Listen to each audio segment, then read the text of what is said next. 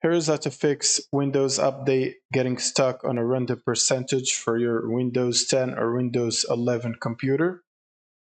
So first we want to right click on the taskbar and then click on Task Manager. Now go to Services tab and then at the bottom click on Open Services.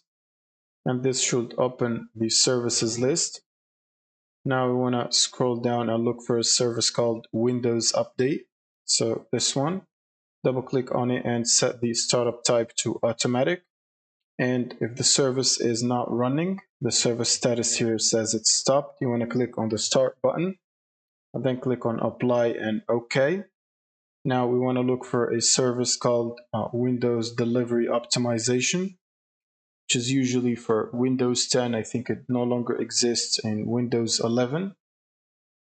Now select any service and press D and it should take you to the service starting with D, which is this one, Delivery Optimizations.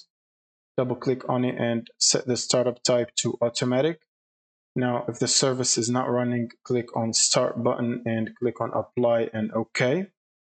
Now you can simply close this. And then you want to click on the Start menu and then click search for Troubleshoot. And then click on Troubleshoot Settings. Now you want to click on Additional Troubleshooters at the bottom and wait for it to load. Now click on Windows Update and then click on Run the Troubleshooter. And this should start the troubleshooter looking for any problems with Windows Update. Now this should look for problems and detect them and potentially suggest manual fixes and resolve the problems automatically. Now let's just wait for it to finish. Now once it's done, it will tell you that the troubleshooter has made some changes to your system and it detected an issue with the Windows Update.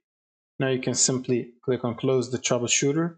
Now you want to close everything and reboot your PC, and that should solve the Windows Update problem. Thank you guys for watching and subscribe.